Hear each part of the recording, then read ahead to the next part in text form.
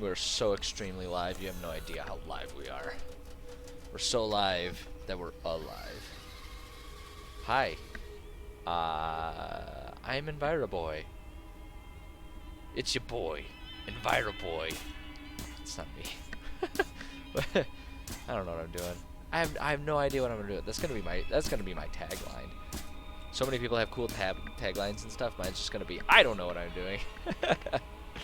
That's all I'm gonna say every time. I don't know what I'm doing, because it's true and it will probably always be true. I have no idea what I'm doing trying to be a streamer or anything like that, but I do know that I'm playing Borderlands.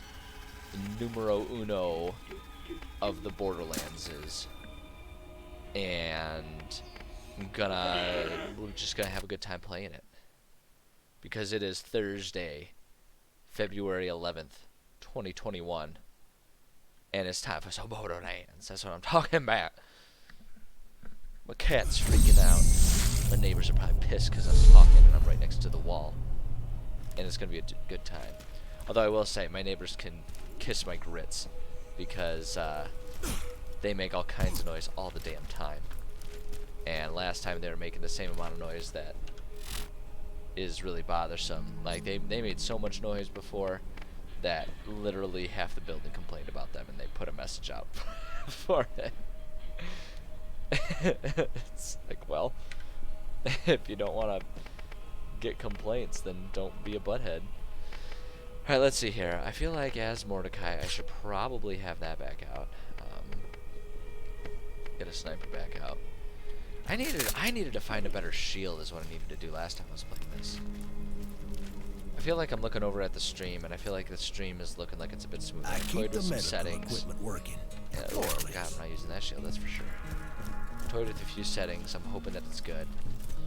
At this point, we're just kind of biding time until I can actually improve my computer. I've got budget set aside. I've got it figured out how I can actually upgrade this poor machine that is doing better than anyone would expect it to, given how old this poor machine is. I've abused this thing on its age alone. Always with this. Here we go. Yeah, I have put this game through so much more than this computer through so much more than it should have. It should have earned a nice peaceful retirement by now. And of course I haven't done that. 18, tough. It would give me the shot crystal harvest. Let's go do that one. Yeah, and so I've got the budget set out, and so I will be upgrading this this machine so it won't be quite as old and decrepit. Yeah, I'm just upgrading. I'm not going to build a fresh new one. Fact is, there are a lot of parts that really just, it's not worth the money to replace them. I mean, hard drives. I mean, this is running on solid state terabyte. So it's like, what is there to do other than just get a new one because I can? Right? That's some money that I don't need to spend. Then, you know, RAM. RAM is RAM. I mean, I could arguably get slightly better RAM. I could get some faster stuff, but I just don't see the point because I run Intel, so you know, it doesn't actually make a difference. Oops, that's not what I need to press. What's that? You know, so that doesn't matter. Power supply, power's power, man. If the power supply still works, the power supply still works. Really, all I need to replace in this poor thing is I need a new motherboard, so that way I can handle the new CPU. And I need the new CPU, so that way it can handle a new GPU. It really all just kind of stems from.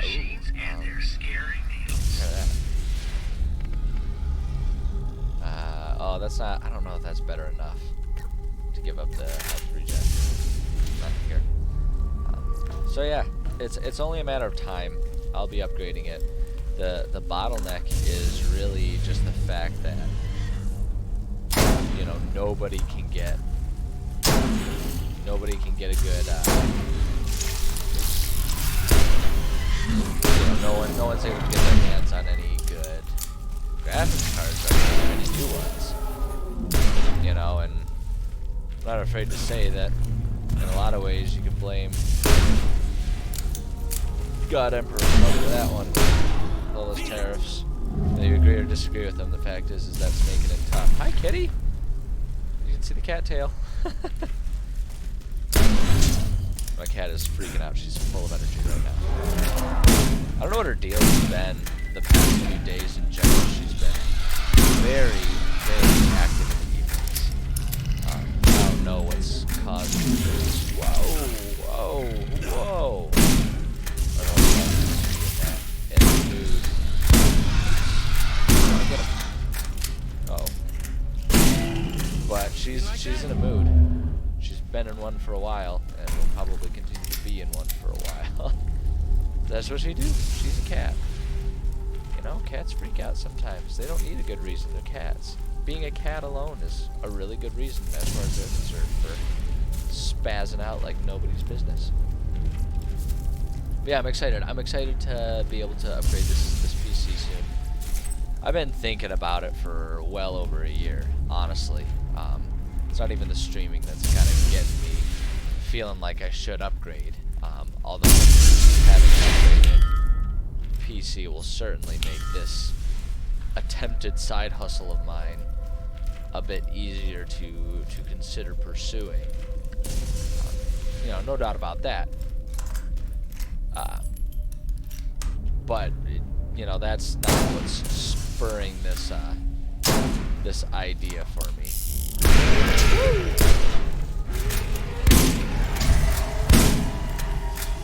Yeah, the idea of whoops. Alright, let's go ahead.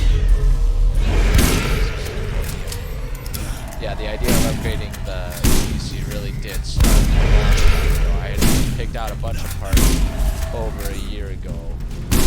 I still have the list of parts I picked out. I got that parts list saved on PC Part Picker, but it never came to fruition. There were always other things to spend the money on. Now I've got the money. I don't have any other big ticket things that are more important to spend it on at the moment. Woo! So I'm gonna do it. Where did you even come from, you stupid crabworm?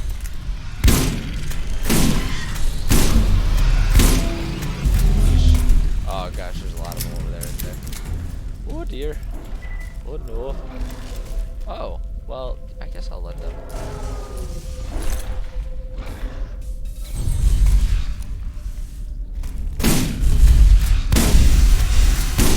Yeah, I could use better guns here. But yeah, soon enough we'll be getting a good graphics card.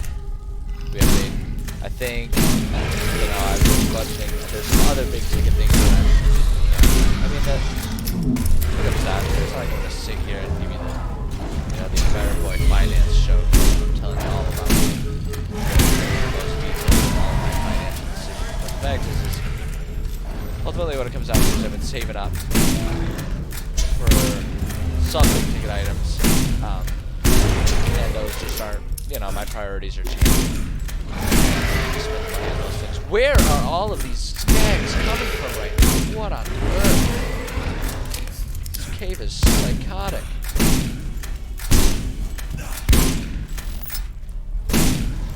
But yeah, so it's like the other big ticket items that I was going to be spending on. Just not something that I need to worry about right now. Golly.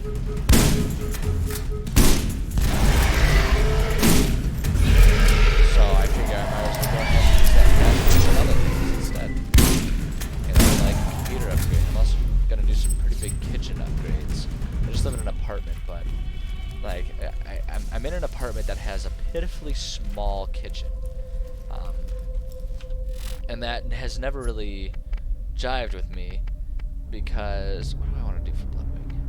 I kind of want Bloodwing to just be a bit more of like a powerhouse here. I want him to do some more damage right now. So do that. But no, I'm a big fan of cooking. Woo! There goes the cat. I'm a big fan of cooking. I love doing it. I consider it a hobby, cooking and baking. I have even well before COVID. Although I'll admit I didn't start making my own bread until COVID. because I finally had the time to think about, you know, doing proofing and all that kind of stuff, since I didn't have a job, and proofing a pizza dough or something like that wouldn't keep me up until random 2 a.m. time periods to manage it or anything like that. Now that I've got, you know, time, I did that, but even well before that, I was really into baking, particularly desserts. I have an obscenely overbearing sweet tooth. And so one of the ways I kind of curtail that is a lot of times I sort of establish a rule for myself that I'm only allowed to have a dessert if that dessert is something that I personally make. You know, so that way it's like I have to earn it, and I'm more likely to be willing to partition it, put in a lot of work, made it exactly as I like, and I want to be able to enjoy it without having to bake every other day. So I've been really into that, and I make do with the kitchen available to me. But the fact is, this kitchen is tiny, it's very restrictive, and to boot, because I'm cheap and because I've been saving up money, you know, trying to save money. I've been using old cookware that is, it's that Teflon stuff that is, you know, it's old enough, this stuff. Been using it, even though I only use, you know, the silicone spatulas like you're supposed to, followed all the rules, but even like all of my stuff is well over like 5-10 years old. Well, not over 10 years old. Everything is like 5 years old at this point. And that's just not conducive to healthy cooking. I'm likely increasing my risk of cancer every time I fry an egg. So I'm gonna replace it, you know, and like good stuff like that. So if I can, well, stuff, if I can be smart enough with the budget and save enough, I'll go ahead and get myself a new monitor to match the new CPU, the new computer upgrades. Because the fact is, after I get the PC upgrades, the monitor is going to turn into a bit of a bottleneck, depending on what I decide to be able to achieve with my gaming house. Why on earth are there so many of them? Oh golly! The frickin' range build. This is not a good place for me. Oh my goodness.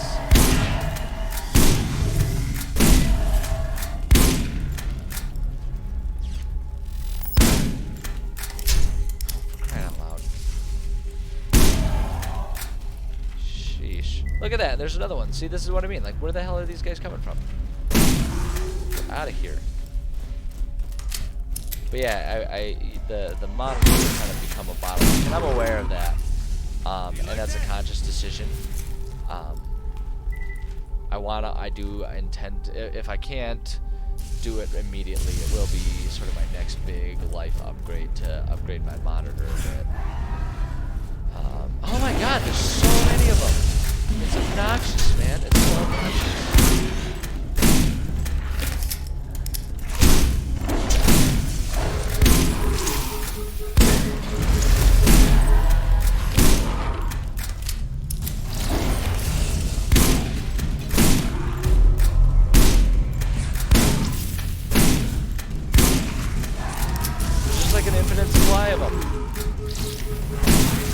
Gosh darn everywhere.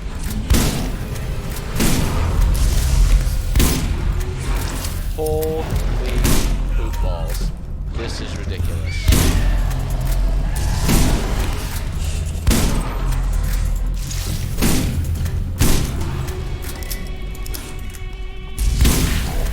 Come on, baby.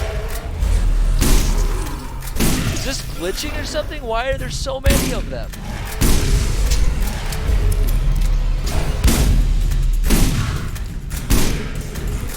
I feel like this is glitching. I feel like there aren't supposed to be this many. I don't ever remember there being this much of a problem with this in the stuff. Maybe I just suck more than I used to. I don't know. Holy cow. That was something. That was something. Anywho, point I was trying to make amidst all of that pandemonium is that I would like to upgrade my monitor as well. I don't know how feasible that's going to be right off the bat. But I'm okay with that happening, because what I'm more concerned about now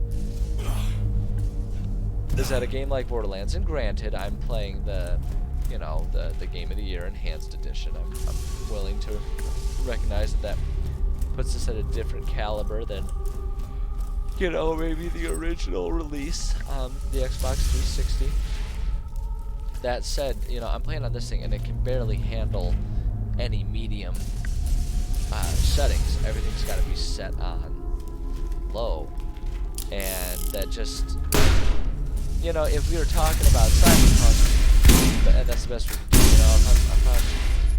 I'm running something that's really graphically demanding, sure, that's how it goes, and that's acceptable and understandable. But if we're talking about,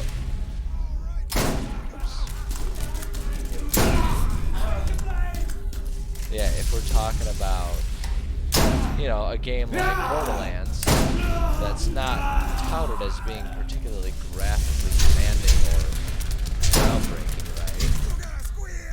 Then I probably should be struggling to even achieve medium on any settings, Like, we should be doing better than that. We can do better than that. We can aim a little higher. Come on, run in a straight line. God, run in a straight line, you dick.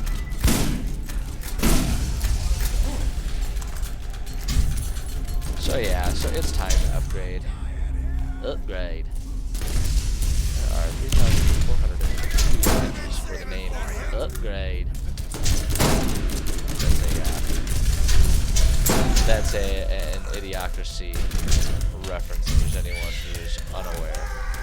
One of my favorite movies. By far. I'm not as on board with the thought process of that movie was prophetic. Look at the world we live in today. We're not we're not at a point where people think that water is only something that belongs in toilets. As I drink up Powerade. As I drink Brondo. We're not that. I feel like that's just sort of an edgy teenager take to look at today's world and be like, it's just like Idiocracy. Wow. I spilled something. Alright, we are going to pause so I can grab some popper tools. Be right back. That's embarrassing. That's really embarrassing. I'm a child.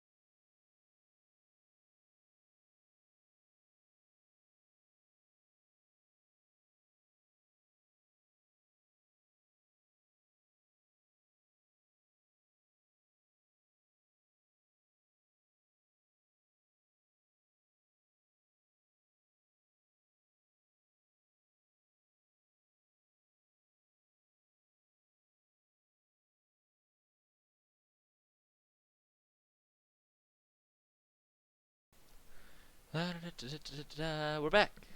That was awkward and embarrassing. May or may not have spilt quite a bit of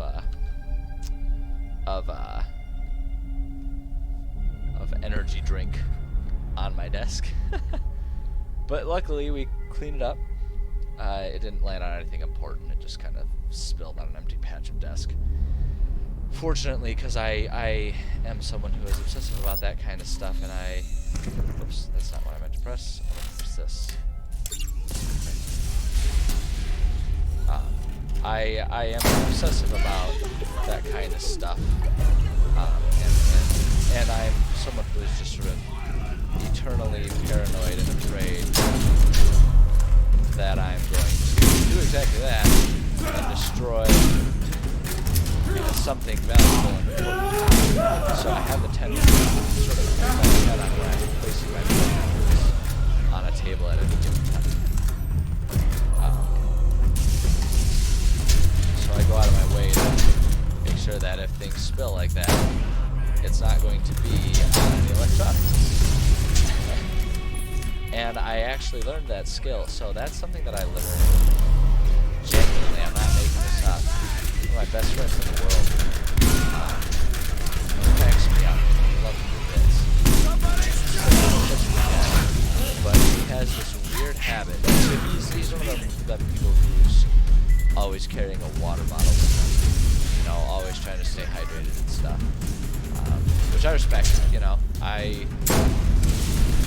live my life differently, but I respect it. I know what he's going for, and for each person has their own health needs, right? That everyone's got to figure out their own way to be healthy and comfortable in their lives.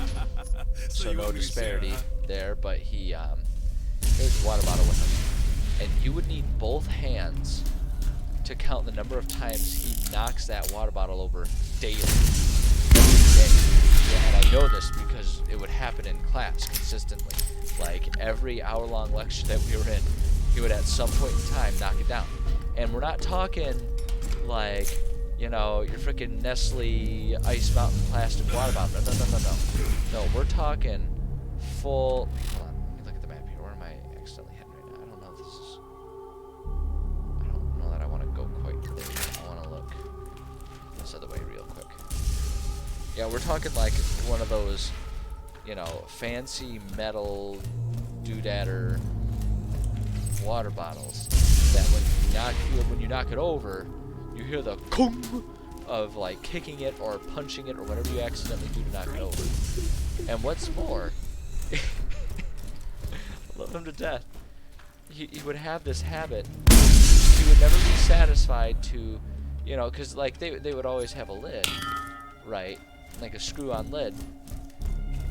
But he would still never set it on the floor. Right? I don't know why he would refuse to set it on the floor, but he would always refuse to put it on the floor. So many to choose from. And the result, of course, is that he would knock it over on the table, and so that you would hear the go-go as he first hits it, and then the thing go go go go go as it falls on a big wooden table in the middle of like a silent lecture hall. And that would happen like at least once per lecture. It cracked me up every time. And he would always look so embarrassed. I'm like, dude, just put it on the floor so that way if you do knock it over, you just kick it. Oh, it's fine. I don't knock it over that often. Like, yeah, you do. You knock it over every day. Like 100 times every day.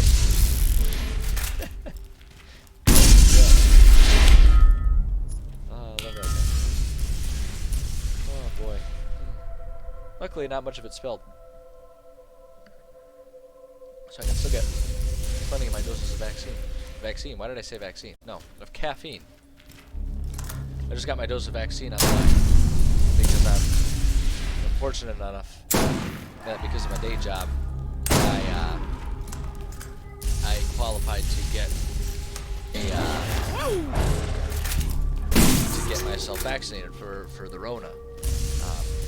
And my second dose is on Saturday.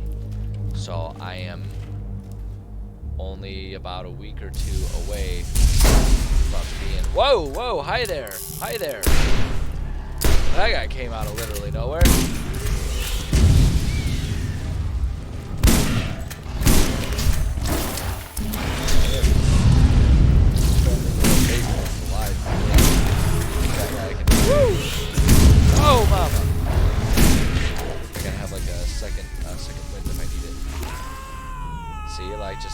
this, and I hit. Boom! Second win, baby.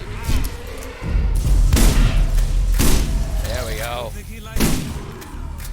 What do we get? What do we get? A revolver. A raw revolver. A raw revolver. Raw revolver. Raw revolver. Is there a shot? Anyway. I'm sure the gun is fine as long as I'm not getting in the way of it being fine. It's not bad. It's definitely better than the one I was using. Definitely an improvement.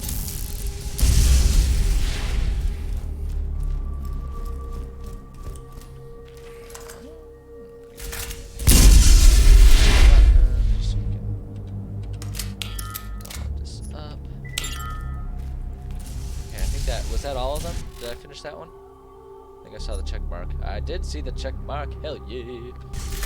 Yeet.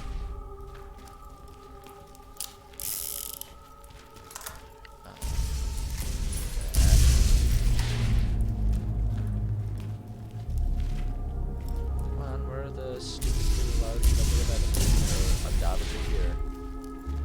Here you are. Ow, that was dumb of me. No better than to not lead like that. Ow, poop. This is what I don't like about the sniper. It's not even the reload time, it's the fact that like the fire rate is so low that it takes ages for the gun to even register that it's empty, you know?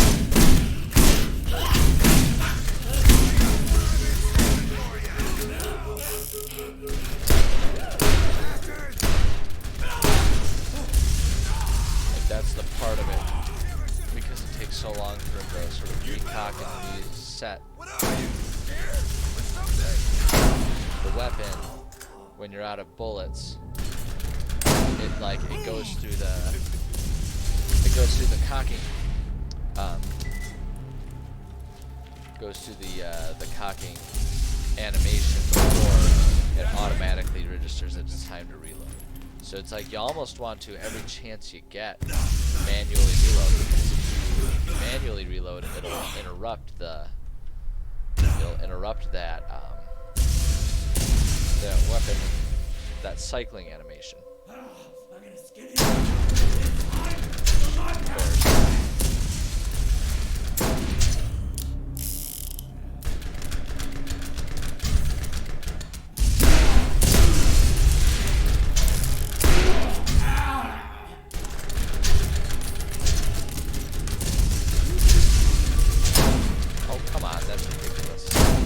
Oh, that is ridiculous. Come on, man. There we go.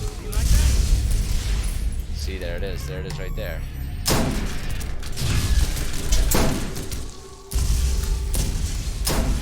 Go.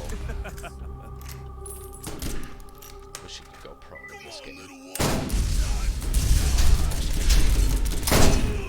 Keep doing the classic mistake. Shoot where they are, not where they're going to be. No better than this.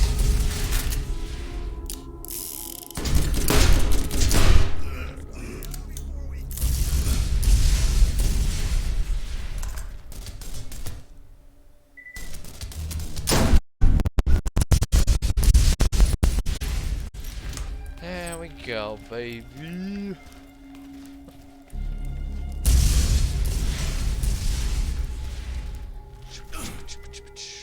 So I had this was a really weird dream last night. So I have the tendency to have extremely vivid dreams. And I used to when I was younger, it would happen all the time that I would remember my dreams when I woke up. These days it's kind of hit or miss.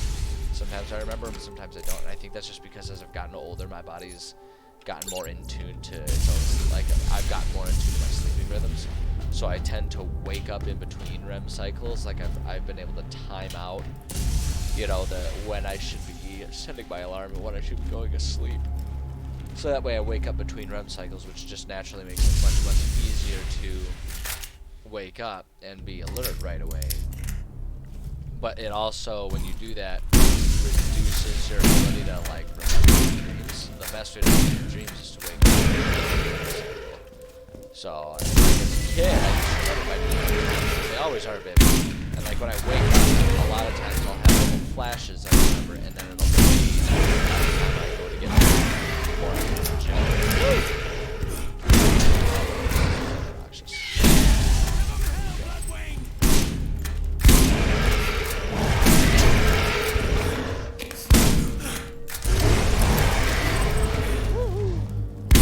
The other night I had a dream and I remembered it. It was really fucking weird. I spurned it on. Like, I don't know, there's something, I'm not super big into, like, the whole, what do your dreams mean? Just beyond the fact that oftentimes dreams will reflect what our subconscious was, you know, kind of trying to process right before we fell asleep. You know, or maybe trying to process. Why are there so many? There's so many skags in this stupid game. There's so many stupid skags. I'm not a fan, okay? Not now. Just stop already. You know what? Hold on. I want to try just a different gun. This shotgun's getting annoying on it.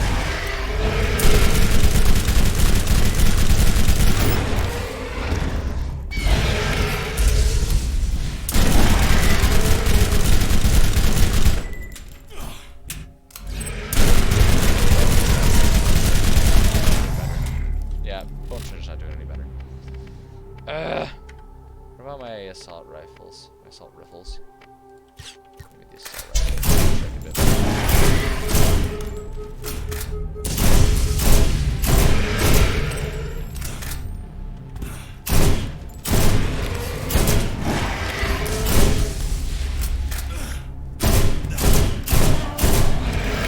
Assault rifles definitely doing better. Why is there another one? Oh my god, this game! I love this game, but it does get really obnoxious.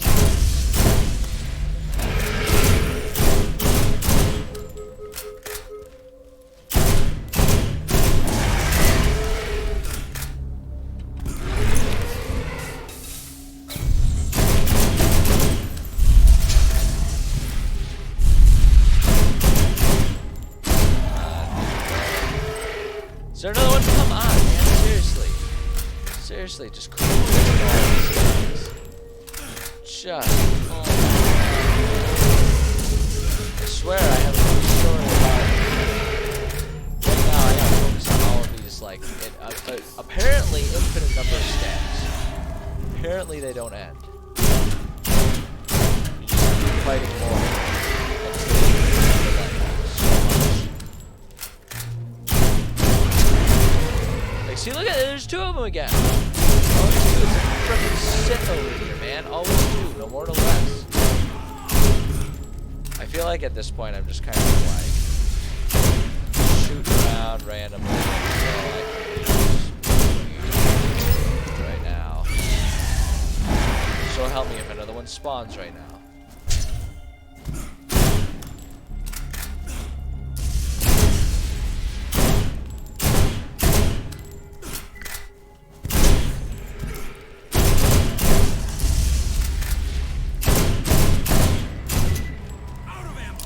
Good. Holy crap. That was absurd.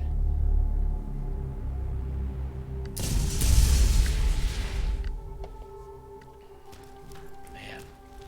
That was ridiculous. Spinning my skill point. I'm gonna spin a skill point.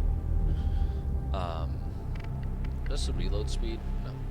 Isn't there a reload speed one? Yeah.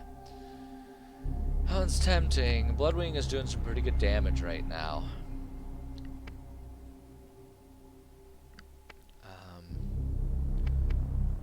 Honestly, yeah, I kind of want the reload speed right now. So we're going to do that. Just go ahead and do that. And really, I'm trying to get myself up to being able to send out multiple, or have the Bloodwing attack more than one time per use. Like, I'm trying to just blitz to that, and then we'll think about maybe full up. Luckily, all those things are garbage. What's in here? Anything good? Anything worthwhile? I'm doubtful. Let's take a look at that shotgun, though.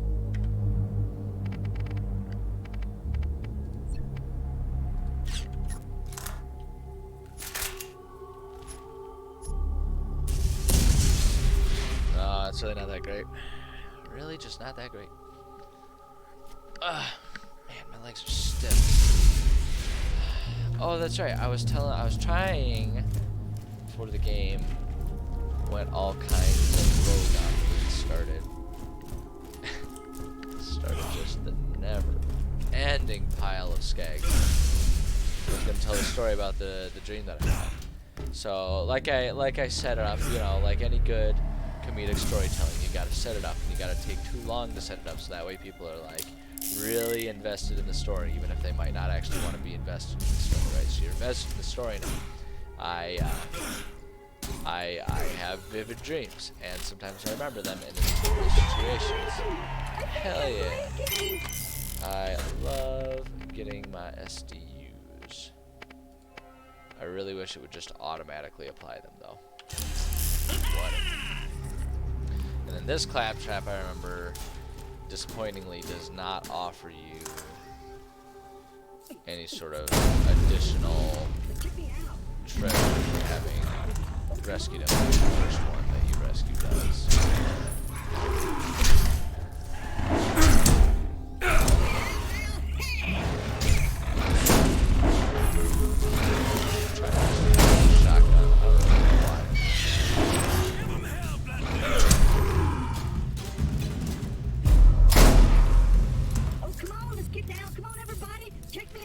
So yeah, so I had a dream. It was a vivid dream.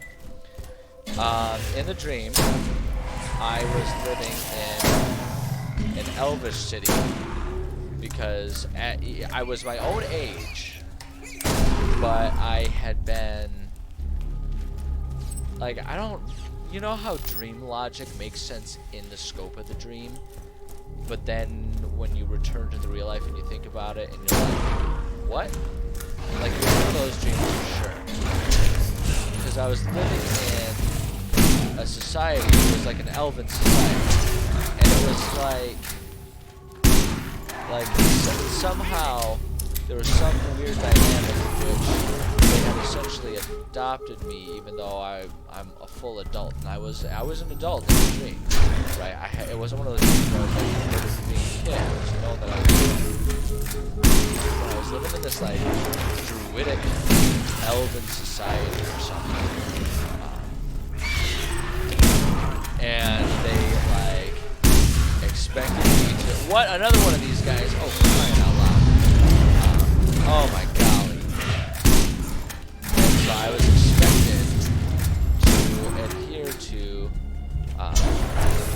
all policies, all lifestyle methods of elves, right? That I was living with in the dream. Oh, for crying out loud. Come on. Yeah, so I'm living with these hells. And the reason that it's like relevant. What, is there another one? Is it seriously? Did it spawn? Dude, another one spawned. This is absurd. This is so ridiculous. This is the most insane thing. This can't be proper. There has to be some sort of glitch going on here. Sheesh, let me guess. Number 3 spawn? Huh? No? Oh, no, we're calling it good at 2. Okay. Yeesh, man. So I'm living in an elven society, right, in this dream. And it's like a druidic, sort of like ranger, animal handling type of elven society where I'm not just like making it up. This was actual context of the dream. It was like stuff that was explained within the context of the dream as how it went down, how life goes down in this fictional elven society. Is that like everyone when they become adult, you pick, they're like you have, you know, your animal companion. It's kind of like a familiar. Like, I don't know, it's kind of like a weird mix of just being like a ranger who knew how to handle animals, and almost like a dark materials type thing. Everyone has like a soul animal that's like, that's your, more than a pet, you know, and the animal will, like, its spirit is tied to yours. You know, this was in the context of the dream. Okay, and so I'm, you know, an adult, like I'm behind the curve because I've been adopted in this society as an adult. This was something that would happen when someone turned into an adult, but I'm like, you know, I maintained my age of 30 dream. And so they have me going through this process, and it's like they present you, or like in the dream they presented me with like 3 choices of animals, like not like in terms of species, but they're like 3 individual animals. It was like the start of Pokemon, right? And it was like, here are your options, you know, picking one of these things. But it was one of those things where it's like, you don't pick the animal picks you. You know, one of them crazy hippie things. So I'm like going down the line with these 3 animals. You know, the first one was like something really badass, right? It was like a wolf. The second one was like a bear or something. And the third one was like a pig. Like, I'm not making that up. It was a pig. Like a farm animal, pot-nosed pig. Not like a small little teacup pig. We're talking a big, snorty, mud-rolling hog. And that was the one, of course, because otherwise the story we were telling, everyone has dreams where you get to be like a freaking wolf tamer or something. I get the pig. But the thing is I was so proud of my dream self because I wasn't upset at all. Within the dream, I thought it was incredible. Because there was like, you know, I was the outsider in this world. And so there were so many of the elves, you know, in this homeland that didn't really even want me to be part of this ritual. They all do. And but they were required to, because they accepted me into the society, and everyone in the society gets to be a part of that. So they're like super unhappy about it, because like the pig was meant to be a joke, I guess, in the concept of the dream. And like, again, it's like it's dream logic, so I don't even know how I know these things, but I know these things, right? And like the pig was meant to be like an insult to me. I wasn't supposed to connect with the pig and have the pig be my spirit animal. So I get this pig, and I'm super into having a pig familiar. And of course it has to be, you know, it has to be super clever. So of course in the dream I named the pig Mr. Pigglesworth, like like in Austin Powers with the cat, only it was a pig, so it was Mr. Pigglesworth. So I have this pig familiar named Mr. Pigglesworth, and Mr. Pigglesworth was like, he, you know, even looking back and thinking about it in the context of, you know, the dream, or even the context of Mr. Pigglesworth was awesome. He was intelligent enough to have the same sort of like cruel sense of ironic humor, and so Mr. Pigglesworth was just as determined as I was to screw with these elves that hated us.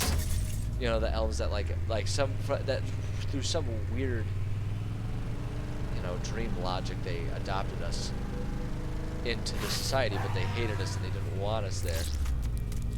You know, and it was like, they were like, how can he be part of this ritual and select a pig?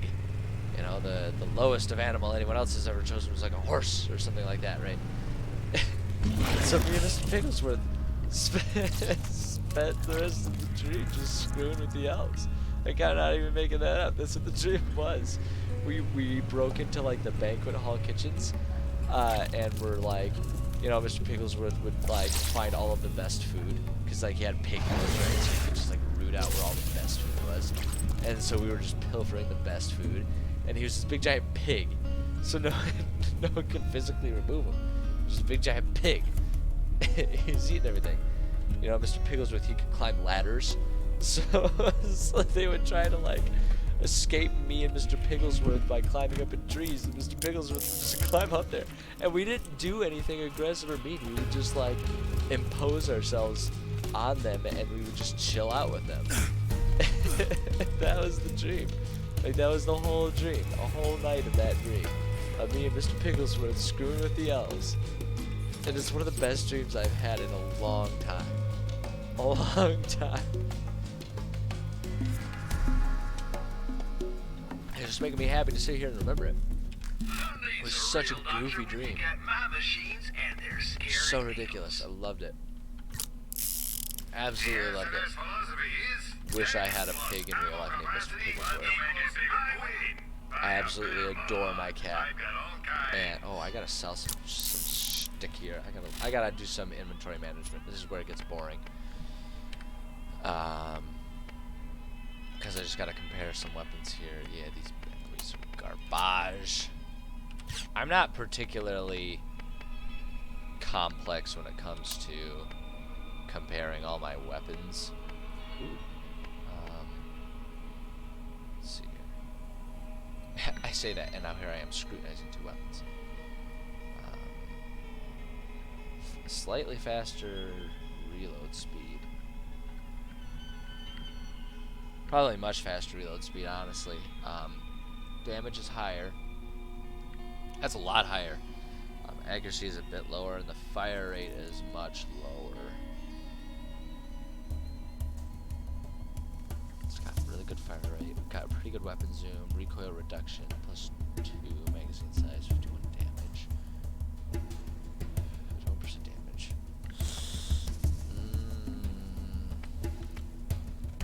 These are tough ones. Ooh, it's tough to choose between those two. Those are both good. I'm just gonna trust the algorithm. I just pretty much trust the algorithms to, you know, steer me in the right direction for the weapons and stuff. Cause this game, like if I wanted to sit here and like do the math on what's the best one, even that is like the thing about even doing that is pretty futile.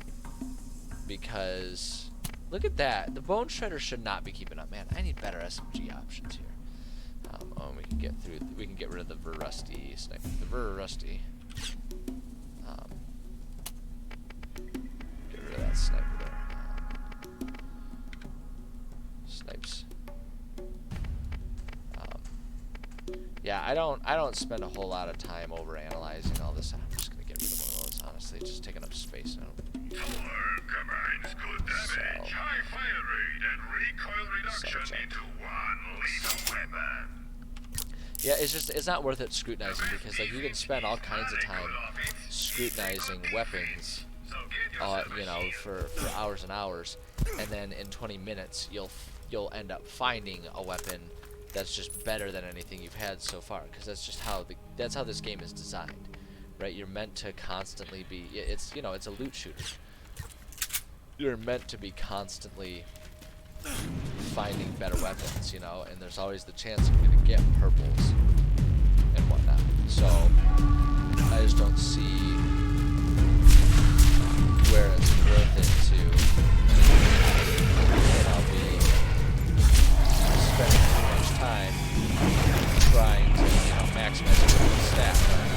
You know, the two weapons that you're sitting there debating between, apparently with the exception of the Bone Shredder, which is apparently just always the best SMG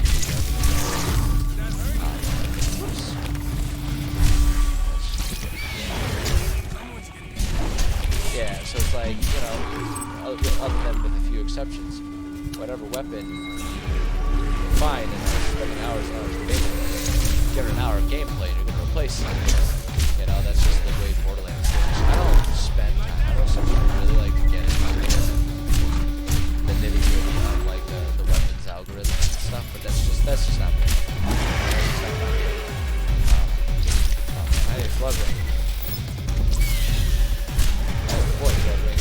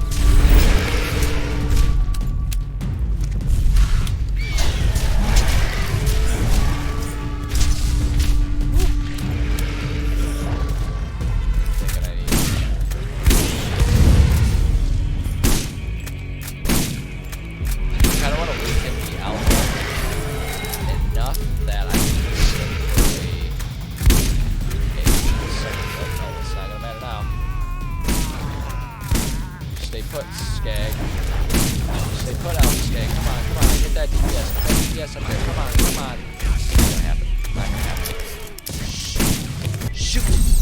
Dang it! Shoot! That's frustrating. That is frustrating. I think it keeps your progress. I think you can just go in and stun those too. Right, because it's got all the corpses still there. I don't think I gotta kill them all over again. Which actually is kind of a bummer. I would prefer to, you know, oh wait, it is. Yeah, I like wrong. Apparently I'm wrong. Sweet, good. Yeah, I like that. I want it to. You know, I prefer to be. Wow, look back. Look back. I don't prefer this at all. This is a bad scenario, baby. Whoa, there's so many of them out here right now. It just like flooded them all right away. That ain't right, man. That ain't right. Come on, brother. This ain't right. You know you done me dirty. No. Not allowed. There we go, there we go.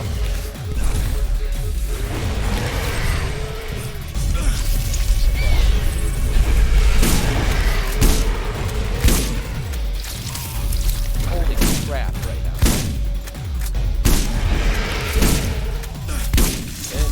It definitely glitched out. It definitely glitched out. Like, there's no way it was supposed to send all of these guys at once.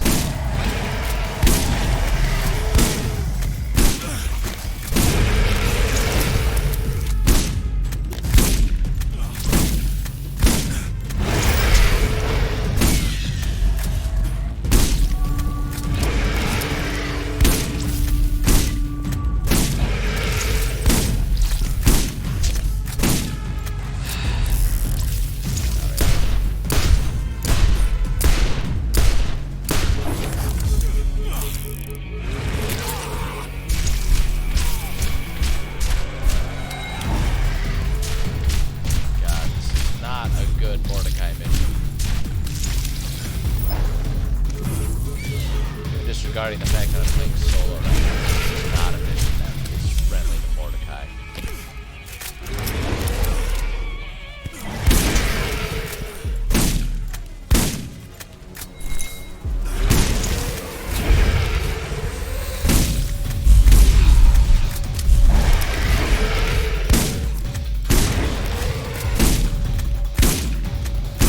Come on, Bloodwing.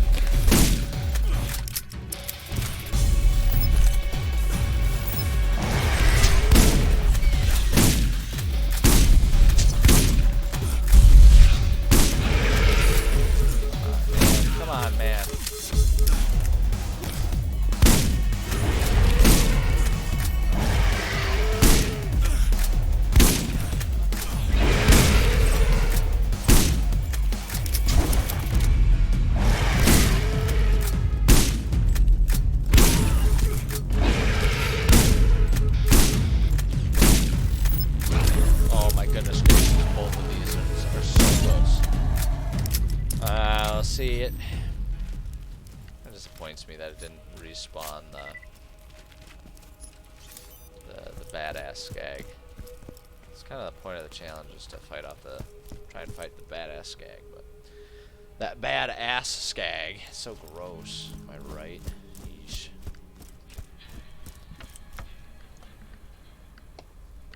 Yeah, it's a little on the disappointing side. I'm not proud of the fact that I failed that. Definitely. No one else ever get that. You're like drinking out of a can of soda, and the thing, like, you lower the soda can from your mouth too fast, and it like splashes back out of the little mouth gap and catches you like right in the face. Anyone ever get that? I get that too often. I'm not a fan.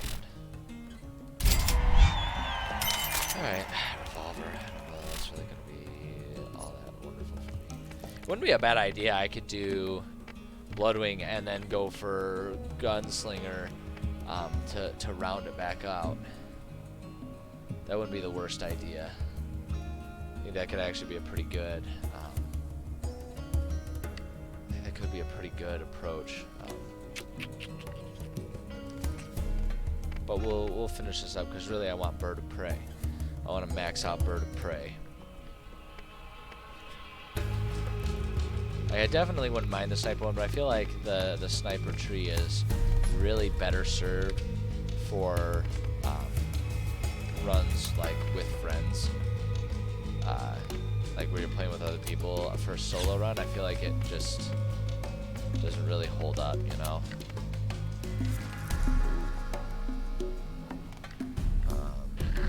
God, still only 3 rounds, man. What's up with these 3-round snipers, man? Need something more. I need more. You know, I just need a bit more. It's got some sweet critical hit damage, though. It's got some sweet zoom. Got better fire rate.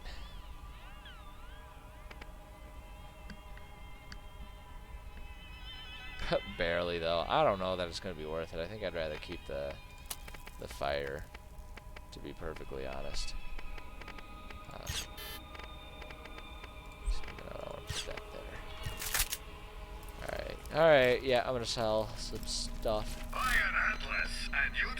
Oh my goodness, excuse me.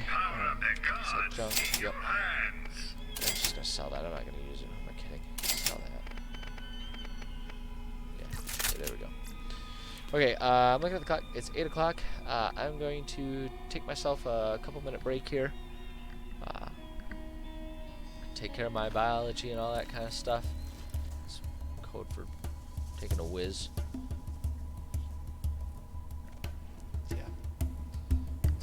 I'm not proud of it, but, you know, I pee. I don't know what that bit is. I'm just gonna reload all my stuff there. Okay, alright. Well, we could think about what other upgrades here really quickly. Just like so quickly, just like the quickest. You've never seen me be this quick about it.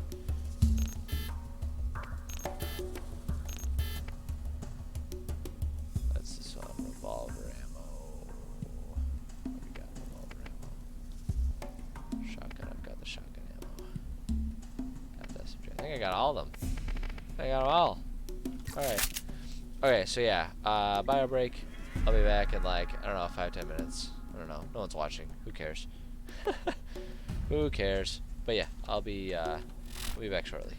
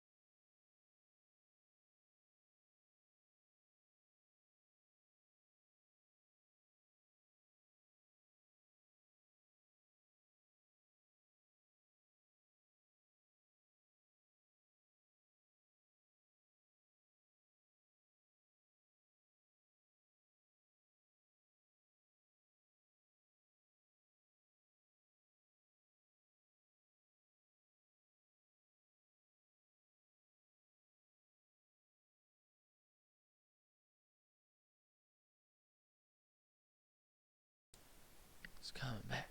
It's coming back. I'm coming back. Coming back. I'm coming back. I'm back. Ah. Alright. Let's see here. Okay, we just finished off what's its thing. And now we've got, so that means the only mission I've got, turn in the shot crystal harvest. Just go get my spells. Pawns for that one. I think that one I gotta go back to Firestone. Firestone. Firestone, eh? Go back that way. Yeah, buddy. Yeah, buddy.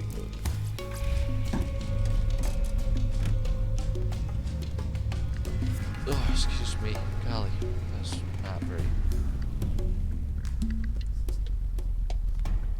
not very becoming of me. Belching on camera. What kind of lowbrow entertainment am I trying to produce here? Ow. I'm so bad at driving these stupid things, man. I'll tell you what. I'll tell you what. Boy, let me tell you what. But you didn't know, but I'm a fiddle player too. And if you care to take a dare, I'll make a bet with you. Nah, you play a pretty good fiddle, boy, but give the devil his due. Bet fiddle of gold against your soul, because I think I'm better than you. What? If I were making money, would they copyright strike me just for singing the song? I don't know how that stuff works. Do that. Oh my gosh, I've got so many artifacts. I've got so many artifacts. I don't know which one to choose. I'm just gonna go with explosive. I feel like the explosive is a really good catch-all. You know, like for me when I'm playing, I like to specify my damage type a bit more based on the scenario. You know, when I get to a stage where I feasibly have large amounts of or not large amounts, but have just access to all the different types of damage, you know, in the weapons.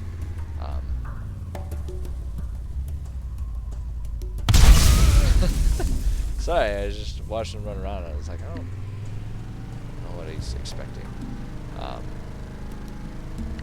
Yeah, for my own personal stuff, I like to try and diversify my damage and focus it based on whatever types of enemies I'm facing at any given time. You know what? I don't think I want to go this way. I think I want to go this way. But for Bloodwing, it's very cumbersome to be trying to think about what damage he's doing in that menu at any given time. So I feel like unless I know I'm going into an area where there are going to be lots of, you know, enemies susceptible to shock or fire or something like that, I feel like, you know, that's a situation where having just sort of the catch-all of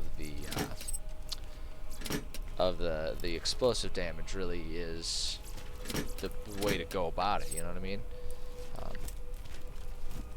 That's just me. Everything you've faced up until now has been simple. You're about to face a real challenge in Sledge. Yeah. Do not underestimate him.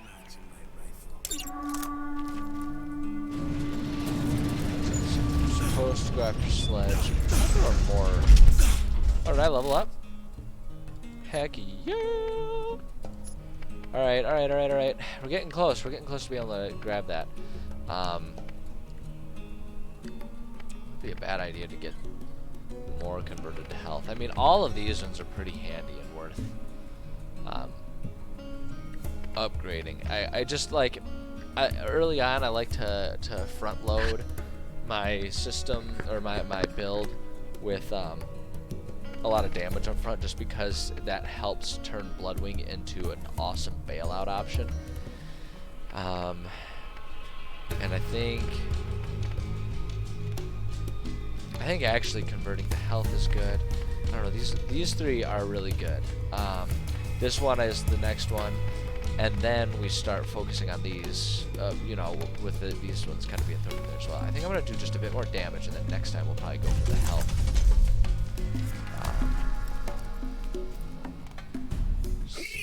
Yeah, there we go, there we go. Yeah, I knew we would be getting more missions. Sledge is level 17, and I'm what, level 19 now? Did I just get up to? Does it show what level I am? Oh, right there. Yeah, I'm level 19. I should probably just go ahead and do Sledge, and then we can come back and do these Firestones. I don't know what difficulty the Firestones are going to be, but if they were just unlocked, I can't help but think they're going to be lower. I don't remember off the top of my head. Like, I'm sure I've done them all before. But I think it's not a bad idea to go ahead and take care of Sledge here. So that's what I'm going to do. I'm just going to do it. I don't think I need any ammo for anything. Nope. And that, oh, that's not bad. But I like the transfusion grenades. Oh, 100 class mod. Plus,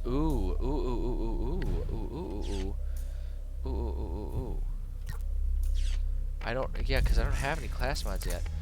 I can't afford that. Dang it.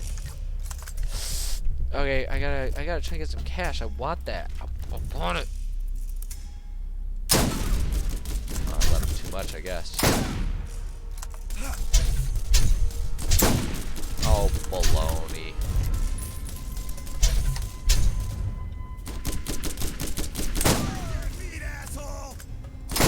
There we go.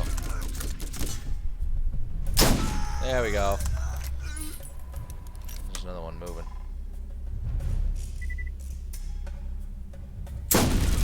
Oh, that's baloney. That's baloney!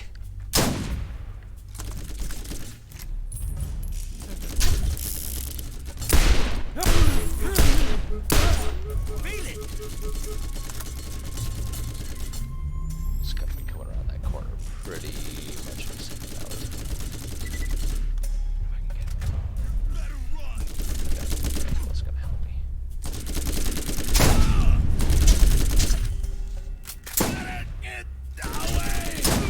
Just give him the chest. Kill's a kill. Rowdy machine gun. Look at him, he looks like he's doing some sort of sweet pose. Yeah! Chicka-chow! Uh-oh. Who's got something? Who? Keep shooting!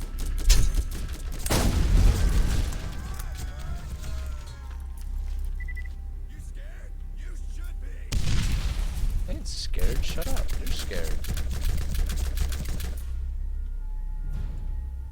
Oh my goodness. There we go. What? You didn't like that? There we go.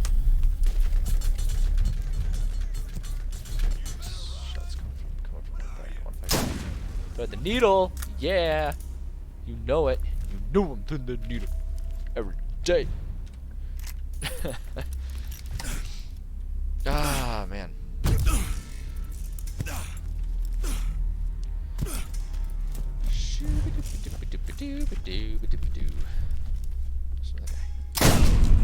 That hurt.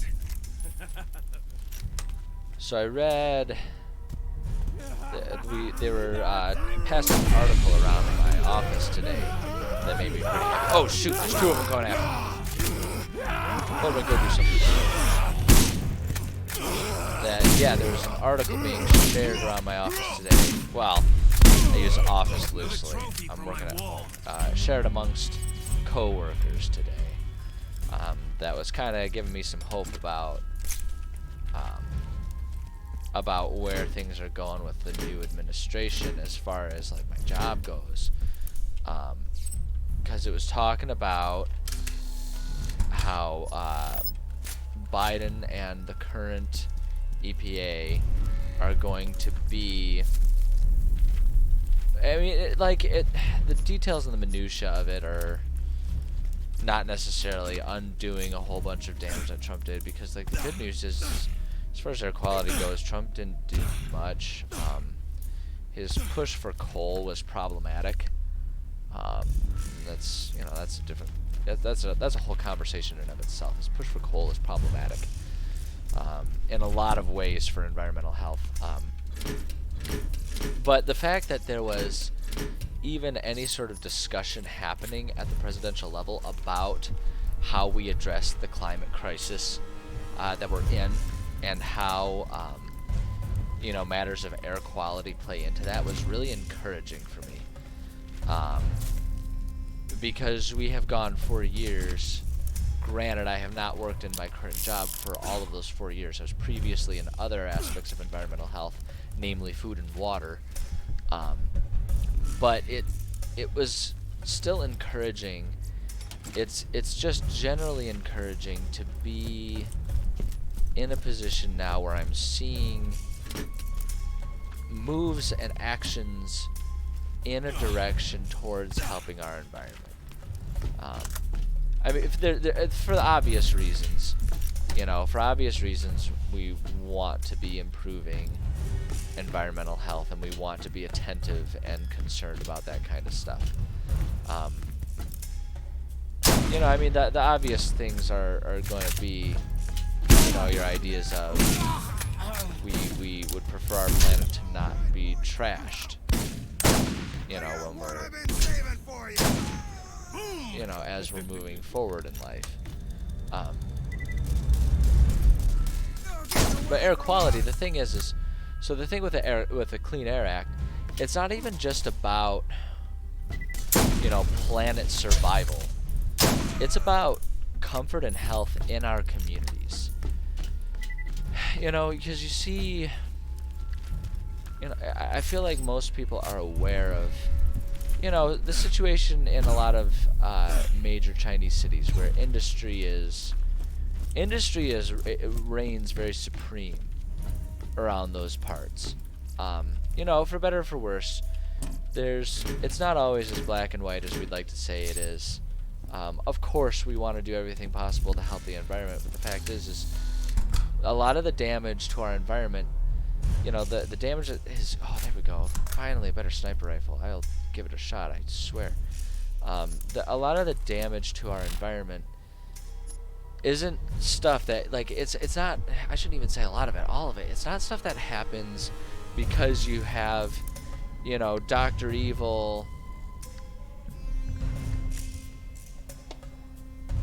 sitting there plotting how to destroy the world. The damage that's coming to our world is, quite honestly and literally, the result of ooh, I like that, and I want to equip that.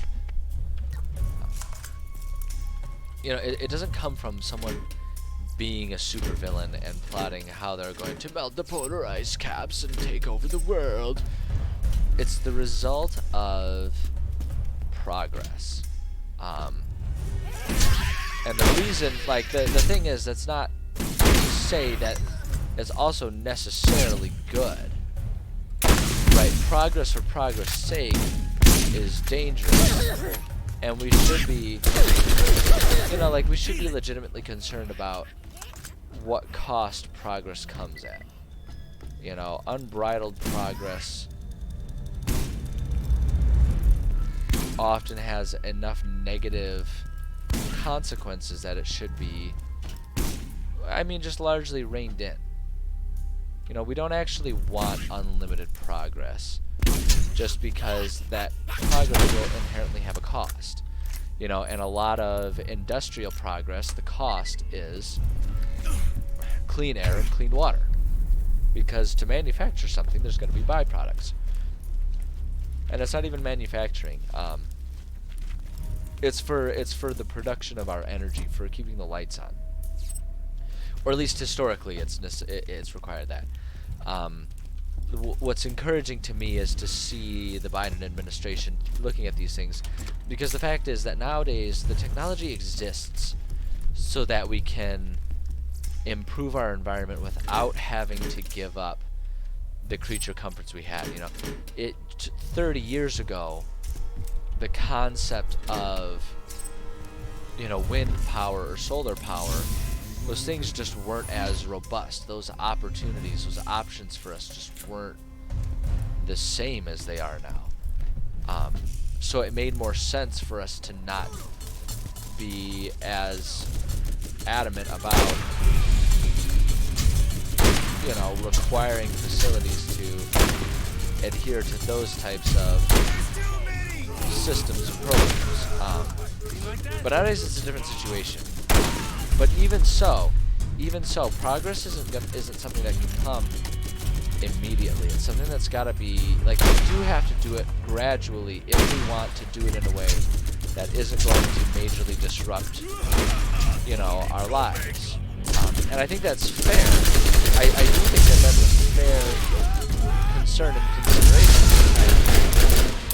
Because we're living in the middle of COVID, so we see how difficult and contentious the world gets. Oh, shoot. Oh, that's bad news.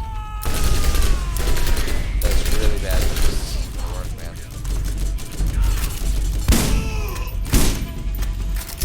No, I'm done. Maybe where's the ammo? So what I was saying, the progress is something that's going to take time, even though, we are at a point now where we do have sort of the technology options to improve things. Because the fact is, like, yes, we have the technology to do solar and wind power. Absolutely, we have that technology. But we don't have the infrastructure in place yet. We have to build this stuff. So it's not something that we can assume is going to happen in a day. But we have to actually make the efforts to do it. So while I am in agreement with the fact, like, I do actually agree that we can't... I get rid of that one. Got the shock SMG, and I think that'll be good for now. I like the high damage of that revolver there, or that repeater. Progress will happen, but we can't. We got to make sure we're not throwing the baby out with bathwater. And I don't really like having to say that, because I really do want to be on board with, shut down the dangerous factories, shut down. Ooh, that liquid sniper. Ooh, that's some good damage.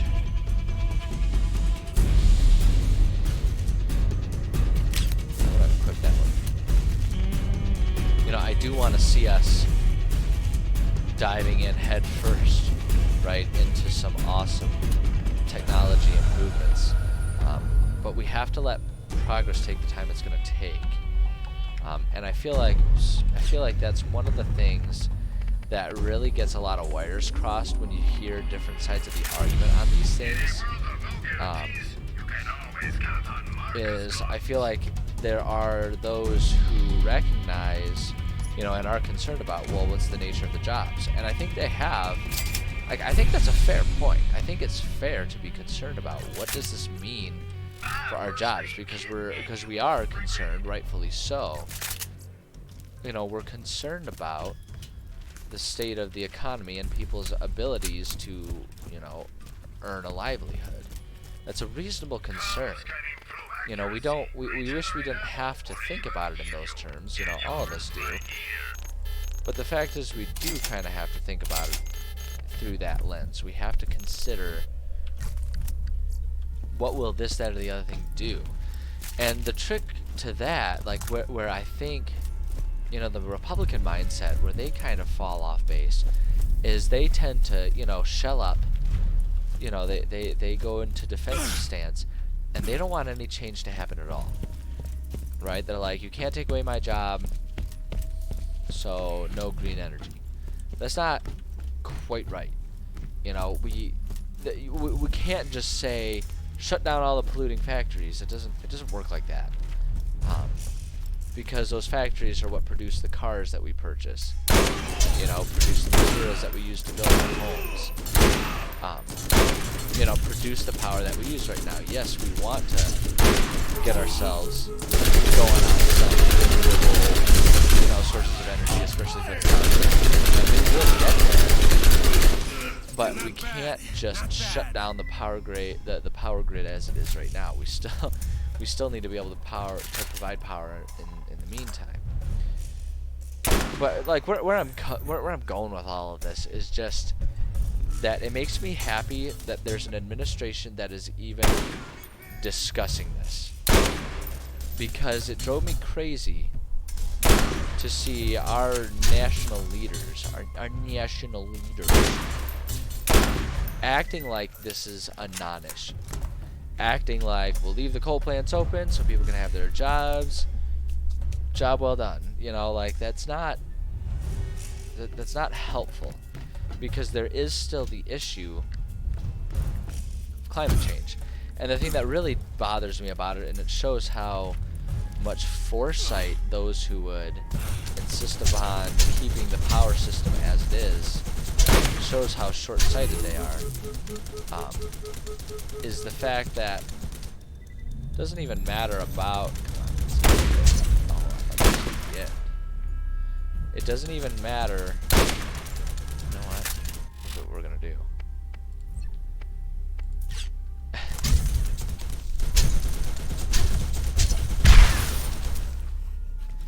Like, it doesn't really even matter what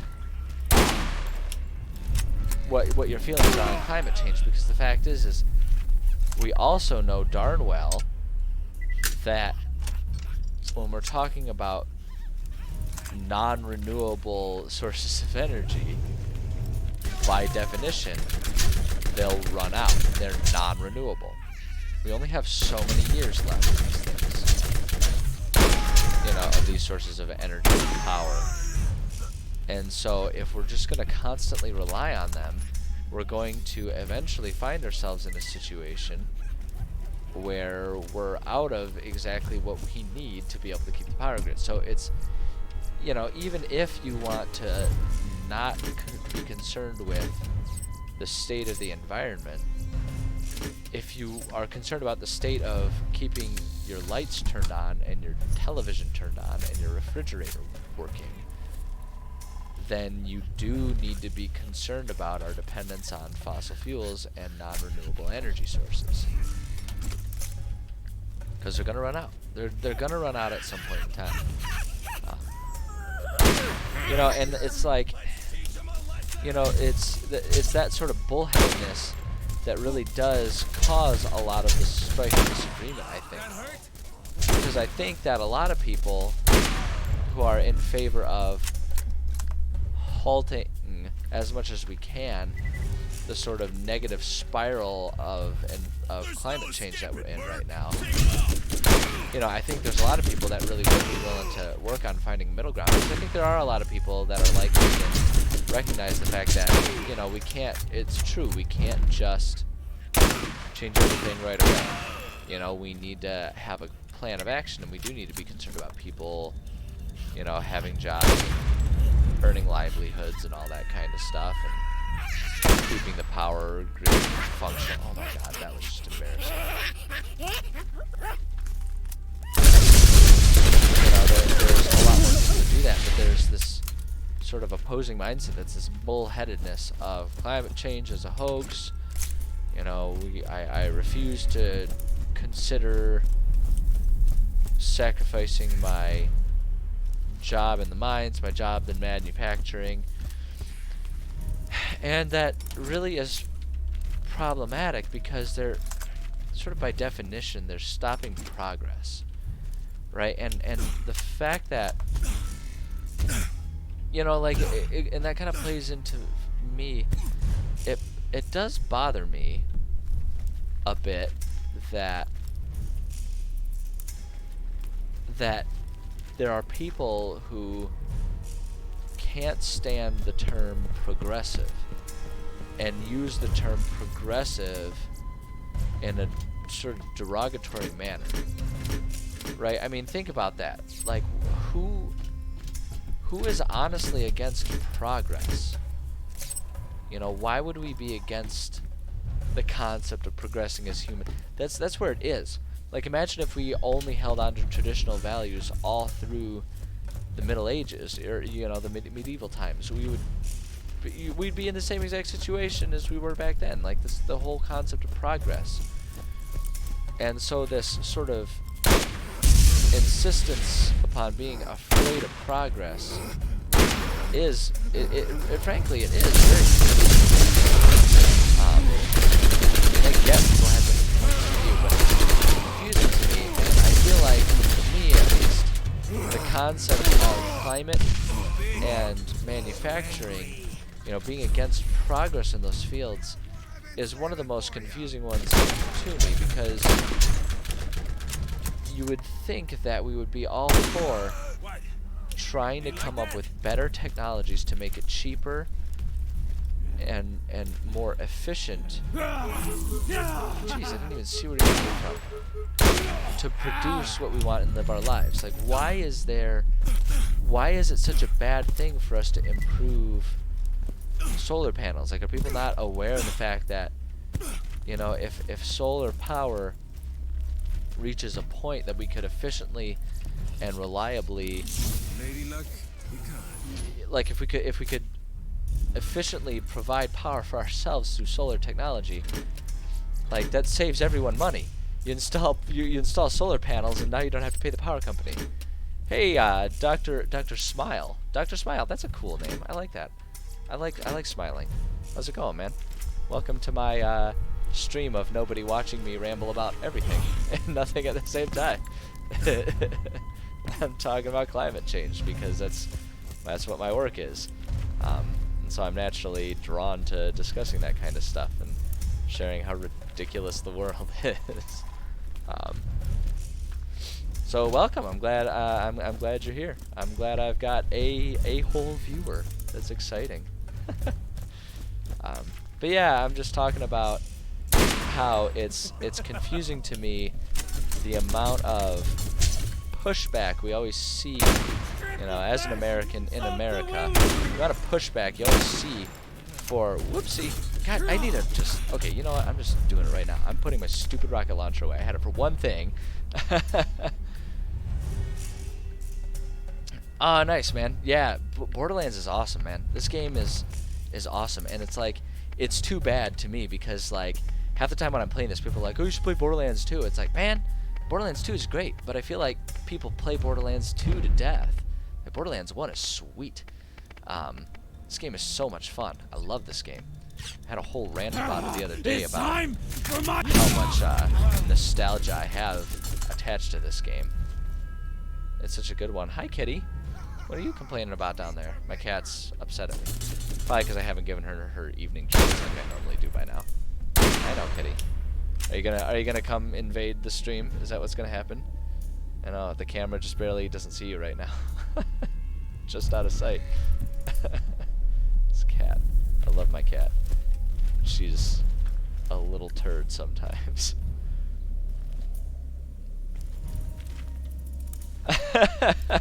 Man, I hear ya. Borderlands didn't get me in academic trouble, but it sure did fill up my first year of college. No, the one, if there's a game that got me in academic trouble, it would more likely have been, I think it was Breath of the Wild came out while I was in the midst of grad school, and that led to some nights of not studying when I should have been studying. But yeah, no, Borderlands 1, Borderlands 1 came out, that was just pitiful. The first Borderlands here came out when I was a freshman in college, and it was like this was like the first game, because it was my first year in college, right? And I went away to college. Like, I went away to college. I had you know, my whole life lived, you know, in my parents' house and everything, just doing the suburban childhood and all that kind of. Oops, he's closer than I thought. I'm doing the suburban childhood, fairly sheltered and all that. So it's like, you know, the raciest game I had played at the time was like Halo, and that's just because it was cartoony enough that everyone's parents would let them get away with playing Halo, right? Because you're just shooting aliens. It's fine. You're not shooting people. It's just aliens. You know, and so that was all I had ever played, really. That and just, you know, freaking Mario games. So, so I get to college, and I have a couple buddies. You know, it's like my first semester, and I walk in and I see them playing this game, and like my eyes were like dinner plates. It's like, this game looks so freaking awesome. So I immediately went out and bought a copy of it, and I have probably played through. Whoops! Look at these guys coming in. I've probably played through this game with every character at least once, most of them twice, and I love it. I never get tired of it. I never get tired of it. And I've got friends who we still will try to. Oh man, why do I suck so bad? No, stand up. Just let me get a good shot. But yeah, I had we would play it on the Xbox, and I've got friends that like we live in different states these days. You know, we don't see each other hardly at all anymore, but we'll stay in touch. Like I got a buddy, he's like my best friend, and we stay in touch by playing. Oh, thanks for the follow, man. I appreciate that. Yeah, we stay in touch, and by playing Borderlands, and we even like I'm playing the Game of the Year edition on PC, which is it's honestly just kind of sad because my PC's like 8 years old, and so it's like low settings, and we can barely handle it at 50 FPS. But my buddy and I, we pull out, like we still insist upon pulling out the original Xbox 360 copies that we have, and going through the trouble of using the virtual console on the Xbox One, so we can really get the full nostalgia. It's great. It's great. Yeah, man, I'll check out your stream sometime. I'll check it out. Do you have? I'll check out and see if you've got like a schedule or a way to give an alert about when you're playing, and I'll come check you out for sure, man. And if you don't have a schedule, you should do it just so that way I can come check it out. Cause like my day's busy. Like this is my side hustle, and side hustle as if I'm making any money with this at all. I'm hopeful that one day this could be a side hustle, and so I'm busy during like weekdays and stuff. But if you're streaming, like, you know, in the evenings when I'm not trying to stream and stuff, I'll definitely come check you out. I'm down for that. I just love the streaming community, man. Like I've been someone who I've watched streamers. Like I remember falling in love with streaming, just the concept of it.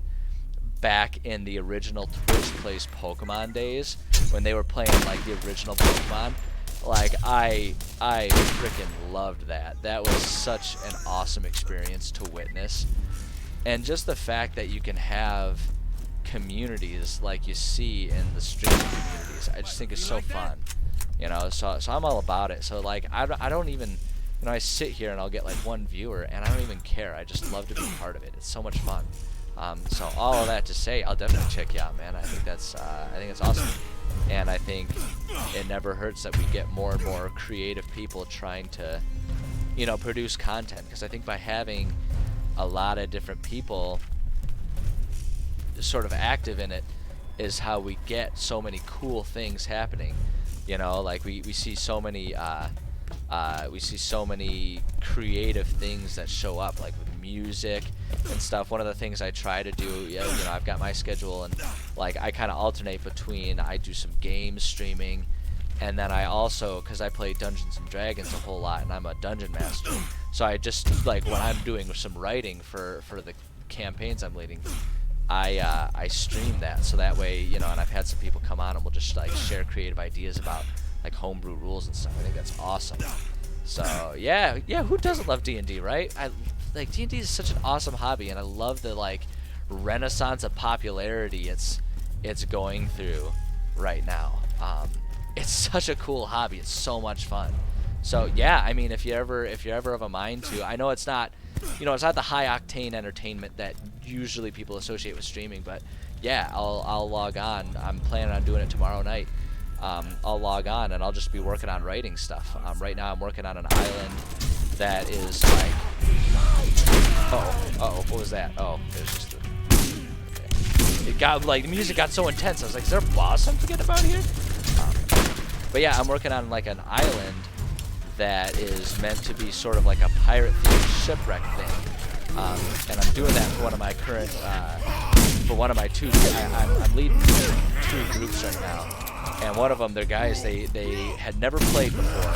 It was a friend of a friend situation, and he had a group of friends. He was like, we want to try playing D&D, but we want to be pirates. Is that possible? And I was like, fuck yeah, it's possible. It's D&D. We can do whatever we want. So I've just been working on like a sort of a pirate-based campaign for them. So yeah, man, I hear you playing before COVID. That's been one of the hard parts. Like, I'm lucky. This group of guys, like we're able to play fairly often, even in person. When I say fairly often, I mean like once a month, because all of us have jobs that like give us sort of the freedom to do some proper quarantining before a session, so we can plan the session ahead of time, and we can do some quarantine, so we can like, once every month or every other month we can try and get in person, and then we'll play online. Why am I sucking so bad? Why am I not hitting any of these guys? I think I'm just like an invisible wall there that's messing me up. There we go, that's better. But yeah, so like I'm fortunate that we have those guys, but I hear you, man. It's been so tough trying to figure out just how to stay in touch with people in general, because like we have the technology that we can do like Zoom calls and stuff, but I don't know about you, but for me that's just not, it's just not the same. Playing on Roll20 or something like that, it definitely does the trick to get it to get something going. But doing a video call is never the same, because it's like, even when you see the other person on the screen, you're not actually seeing them, like you can't properly interact. Like there's just that, there's that bit of delay. So even when you're live chatting with people and stuff, trying to do a Zoom call, it's not the same as being in person, because you're waiting for people to respond. People accidentally talk over each other. It's cumbersome, and it in a lot of ways just ends up feeling like all you're doing is talking to a TV screen. Come on, hand. And so I hear you, man. It's such a challenge to do that. And it's like just being able to, for me, I moved to an entirely new city. Like I kind of, in a lot of ways, restarted my life about 4 months before COVID started happening. Like I was in a position, I was in a situation where, I had just finished grad school, finished getting my graduate degree, and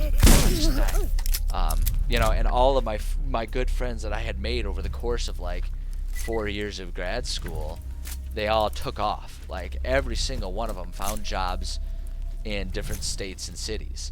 So I was like in this situation where I was kind of left, like I was ready to make a career, and I had thought about doing it right where I was already situated there for grad school, right? I liked the town, I liked the environment, and there were opportunities for me in what I was studying, but no one else really stuck around. So I was like in this situation where I just felt super isolated and alone. So I was like, well, screw it. If everyone else is gonna go restart somewhere else, I'm gonna restart somewhere else. So I started. I found a different job in a different city, moved to the city that I'm living in right now, had just started to like find some places where I could go do like community gaming nights, where I could start training martial arts again, so I could start meeting people, and then boom, COVID hits, shuts everything down. So I've just been sitting here all alone. I haven't even been able to properly live in this new city. So it's been tough, man. It's tough. Let's see, search. 73 followers, that's good, man. That's good, man. Oh yeah, being on furlough, that sucks, man. Like I've been really fortunate.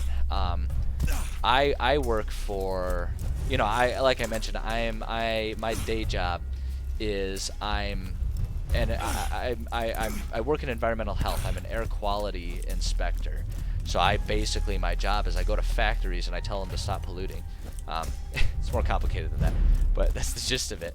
And I'm really fortunate that because I work for a government agency like that, like people hear government, especially in America, and they get a lot of like negative connotations from that.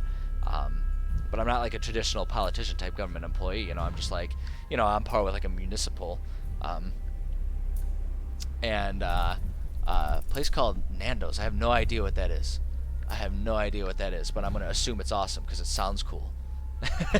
I have no idea what that is. I apologize. But yeah, like I work in a government situation where, because of like our government, like I work for a state level government, which is, it's like a step up from municipal type stuff, but a step down from nationwide. Oh, nice. Okay, that's awesome. I dig it. I love KFC, man. So like, if you guys are KFC, but like with a better atmosphere, I'm on board. That's awesome. But yeah, so like working for the government, like I'm really fortunate in that our budget had already been approved and we already had the budget for the fiscal year. That's how it has to work with our tax system and everything. So I didn't get hit by all of the layoffs and stuff that most of the world had. We did take some budget cuts because we wanted to, our agency along with every other agency within my state government, we wanted to contribute to like sort of emergency functions. So we all sort of accepted a certain degree of furlough and layoff days. But I only had to take 10 furlough days over the course of the entire summer. We just had like one day off per week for a couple months. So I was really lucky. I was really fortunate, and I consider myself extremely lucky because of that. And it's because of that I'm really passionate about, in America especially, where, I think it's not a secret that America's been kind of fucky for the past few years, and things have not been handled all that excellently. So I try my best as, as someone who is someone who is like not really an authoritative figure, but just someone who is involved in the public sector. I do my best to really advocate for trying to just help communities, man. Like in America especially, we see the situation where like people just don't care about each other anymore. No one wants to help each other. Everyone's just like, I got mine, back off. No one is trying to I'm gonna keep the transfusion. It's not as powerful, but I'm gonna keep the transfusion for now.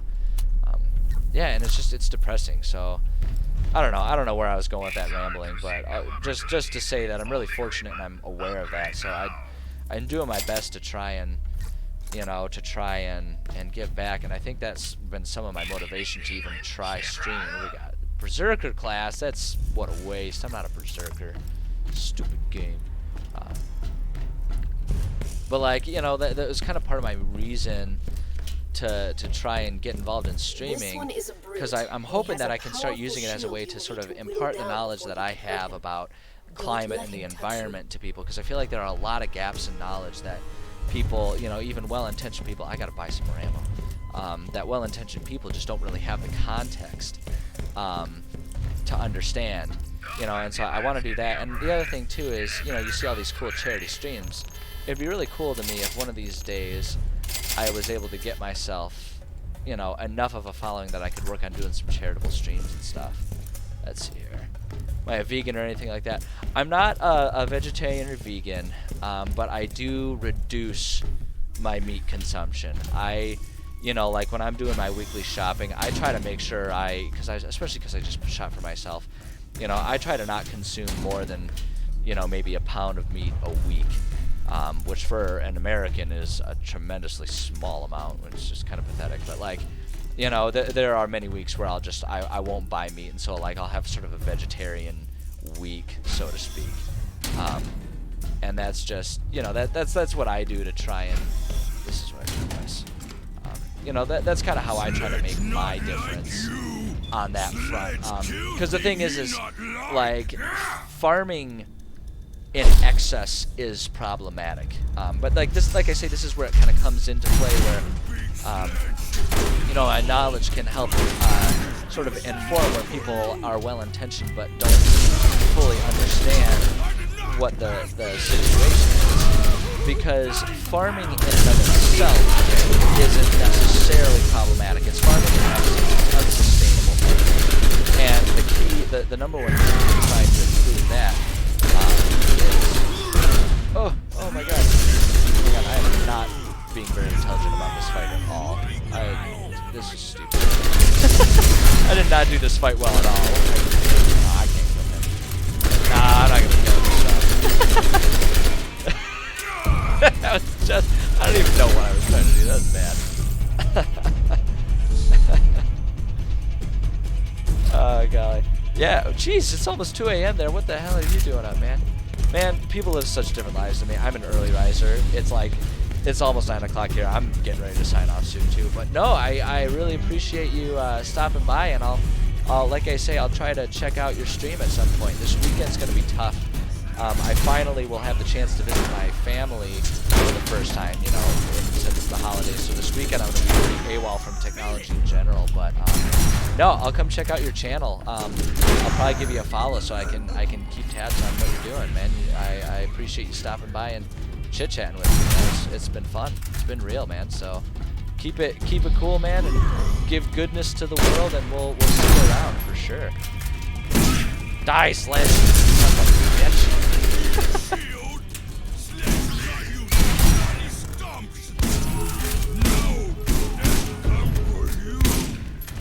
Come on, baby. Come on, baby. Woo! Woo!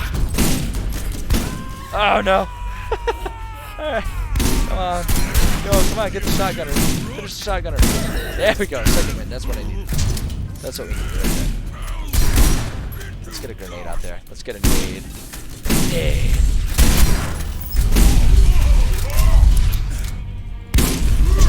Ah! Come on, come on. Come on.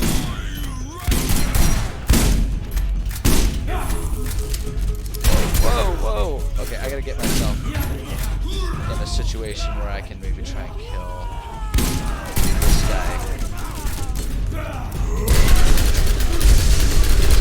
Kill the cycle. There we go, there we go, there we go. There we go. I can take stuff out. Come on, I can do this, baby. I can do this, baby.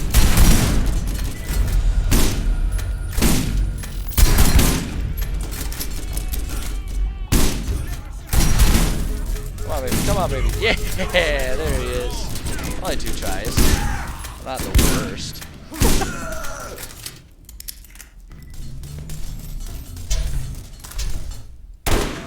There we go. That's timely too, man. Look at the timing of that. Almost 9 o'clock here. I dig it. Done digged it. That looks like a pretty good shotgun. Sledge's shotgun. Yeah, it is. That's right.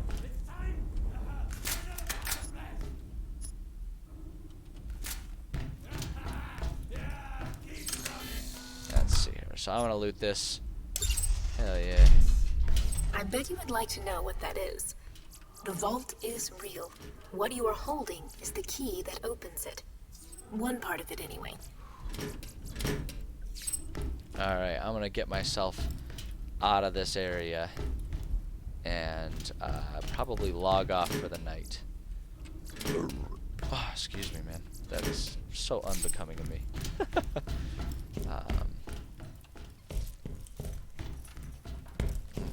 This is Commandant Steele of the Atlas Corporation, Crimson Lance D Company, 3rd Starborn Brigade. I have just been informed that you have arrived on Pandora in search of the vault, and within minutes have started killing the locals and causing a disturbance. This planet is under the authority of the Atlas Corporation, and any Iridian artifacts found here are Atlas property. Oh. Possession of such property carries a stiff penalty. I invite you to turn yourself in at once to the nearest Lance outpost and surrender any information or artifacts in your possession. Consider this your one and only warning. No, warning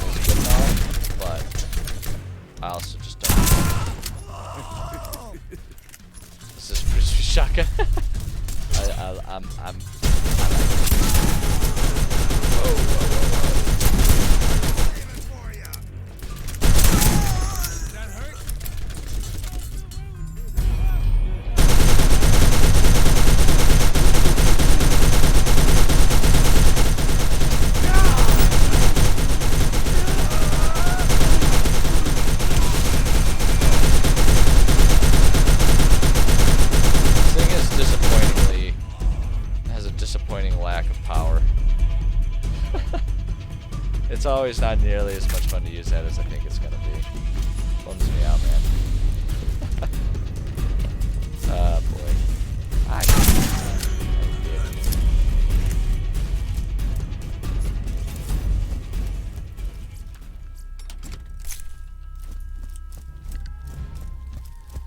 Oh gosh, everything's respawning.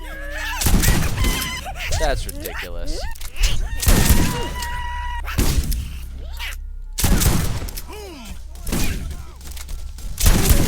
I like being high enough level that I can just sort of stand there and square off with those guys. Shotgunny shotgun. You know, like mild, like shotgunny shotgun. I don't know, man.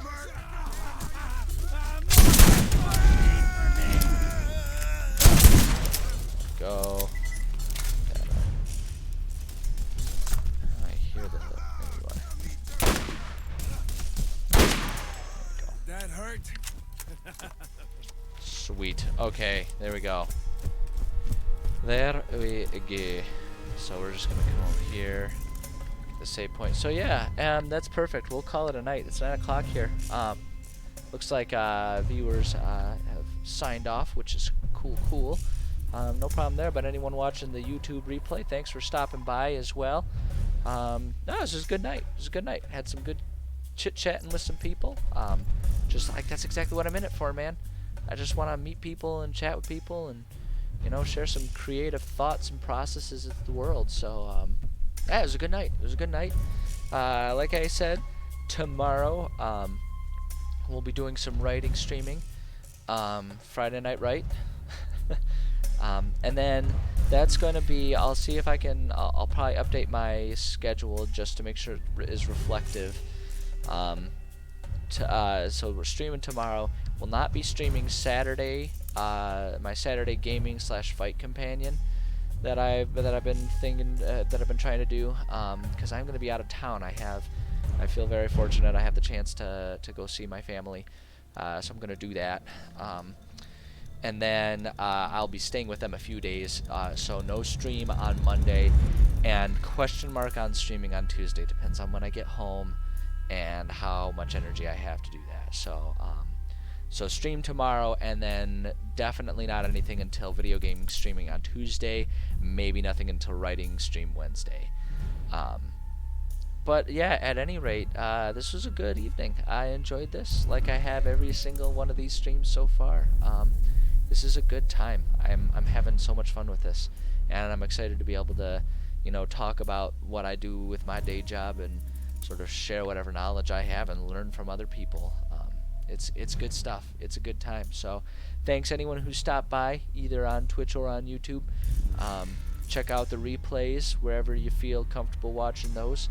Check out the schedule. Come see me when you get the chance. And other than that, man, just everybody be good to each other.